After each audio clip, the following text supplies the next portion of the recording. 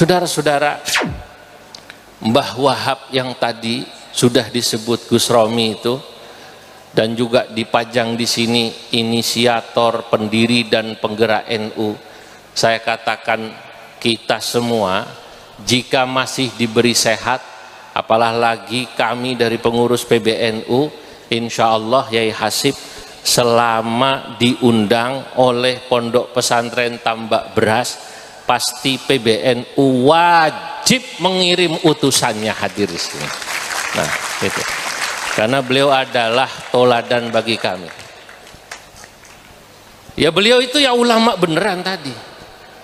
Yang dikatakan oleh Gus Romi itu tadi, beliau mengutip Gus Mus yang sekarang sudah banyak ulama medsos yang menciptakan dirinya sebagai ulama. Itu betul. Dan anehnya yang begini ini sekarang diikuti. Ma'aktsara du'ata min ulama al-yutubi fa'afta bil mashhadi bila raj'il kutubi. Alangkah banyaknya sekarang min ulama al-yutubi, para dai-dai, pembicara-pembicara kondang ya, yang begitu terkenal di YouTube, lalu dijadikan panutan, padahal yang bersangkutan fa'afta bil mashhadi seringkali berfatwa hanya kemudian melihat realitas bila raj'il kutubi, tanpa melihat referensi kitab. Ini sekarang banyak, oh kelihatannya begini jawabannya, mungkin kira-kira haram, kira-kira haram. Masya Allah. Bayangkan dengan santri Tambak Beras, Denanyar, Tebu Ireng, Peloso, Lirboyo, Sarang, Sidogiri, Pesuruan yang banyak itu, yang kalau mau bahsul masail itu persiapannya sebulan, bahsul masailnya dari pagi sampai sore, itu kemudian baru selesai. Yang ini tidak, fa'afta bil mashhadi, menjawab seketika, plak pluk hebat, bila raj'il kutubi, tanpa kemudian melihat referensi kitab. Atau ada orang yang kemudian menjadikan Google sebagai sabab ilmu, bukan sanad, bukan ngaji sama masyayikh. Maka saya katakan ya hasratan lil Google li akhidus sababi. Ya hasratan, wahai merugilah, lil Google li akhidus sababi, orang yang menjadikan Google sebagai sabab keilmuannya. Lah Google itu kan tidak bisa diklarifikasi. Tidak bisa kemudian Google itu mengira jamaahnya ini atau yang bertanya kira-kira kualitasnya seperti apa. Kalau ulama dulu tidak. Kalau yang langsung ngaji, hadirin hadirat, itu seperti Kanjeng Nabi, tergantung yang nanya. Kalau yang nanya kelihatannya awam, orang awam itu tidak perlu diberi dalil panjang-panjang. Karena al-awam la yajibu atau la tajibu alaihim ma'rifatud dalil. Dalam kitab-kitab usul fikih dikatakan orang awam itu tidak wajib ngerti dalil. Nah, zaman sekarang banyak orang yang dikit-dikit nanya dalil. Dalilnya apa? Dalilnya apa? Kan begitu kan? Ono hadisnya ta ora, ono Qur'ane ta ora.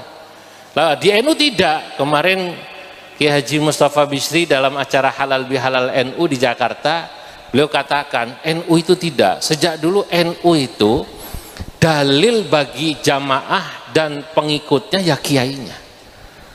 Ya, nggak perlu kemudian dalilnya apa. Kalau kiainya melakukan, otomatis jamaahnya ngikut. Kenapa? Karena mereka yakin pasti kiai memiliki otoritas di bidang itu, terutama dalam bab dalil.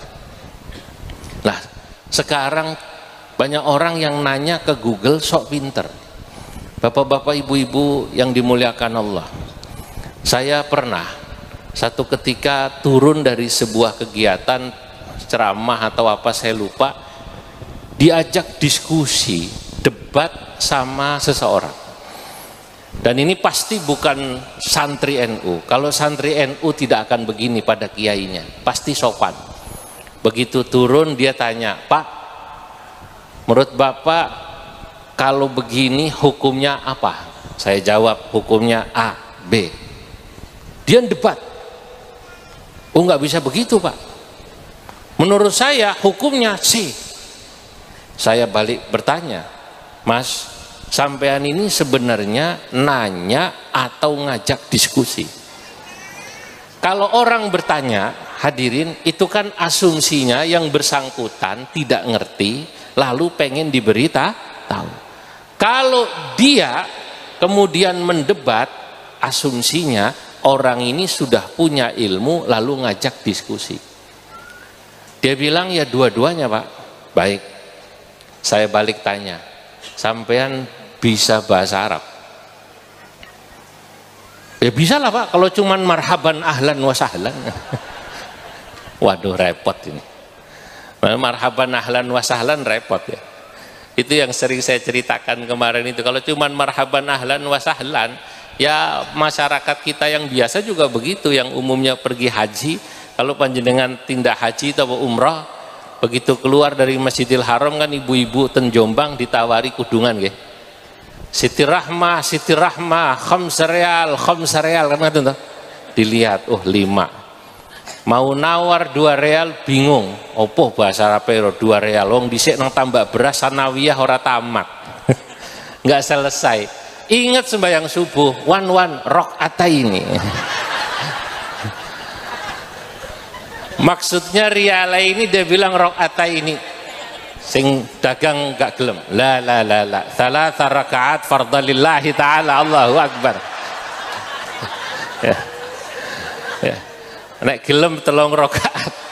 Kalau mau 3 real, maksudnya gitu.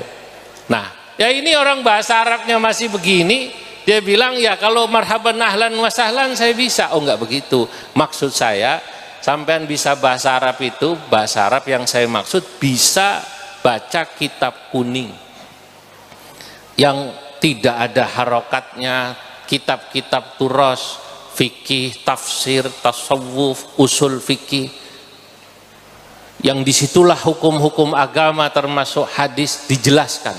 Apa katanya? Waduh, saya minta maaf Pak, kalau itu saya tidak bisa. Ya sudah, jangan dilanjutkan diskusinya. Kata saya, ini tidak apple to apple, ini namanya apple to Xiaomi. Ini Apple lawan Xiaomi ya, angel gitu. Lah Imam Syafi'i ini ku matur, kata Imam Syafi'i rahimahullah, majadalani alimun illa ghalabtuh. Saya kalau diskusi debat sama orang alim itu biasanya saya menang.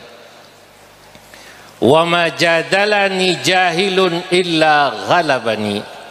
Tapi kalau orang yang jahil sing modale otot yang ngajak debat illa ghalabani, aku sing kalah, cari Imam Syafi'i. Oleh karenanya saya bilang nggak usah dilanjutkan, wis aku ngalah ae, sing waras ngalah. Saudara-saudara. Nah, ini sekarang banyak semacam ini, menjadikan Google sebagai akhidus sabab. Padahal wa innamal ilmu bil isnadi wat talabi, yang namanya ilmu itu mestinya harus jelas sanadnya dan harus pakai proses mencari. Itu kenapa tadi dalam muqaddimah saya mengutip itu muqaddimah dari guru saya Mbah Sahal Mahfud saat saya diberi ijazah sanad oleh beliau. Cuman saya kutip bagian belakangnya. Kanjeng Nabi Muhammad ini diberi kekhususan umatnya bitasal sulil isnad ila yaumiddin. Sanadnya jelas. Ini santrinya siapa? Oh ini santri tambak beras. Santri tambak beras ngajinya sama kiai siapa?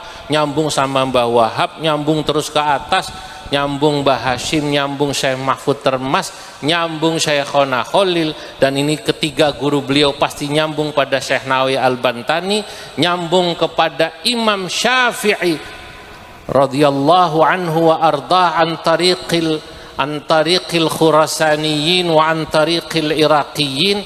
Itu pasti kalau Syekh Nawawi ke Imam Syafi'i lewat jalur Khurasan, ulama Khurasan dan ulama Irak, terus nyambung kepada Kanjeng Nabi Muhammad sallallahu alaihi wasallam. Lah ini jelas. Makanya kita beruntung. Jadi santri NU itu beruntung.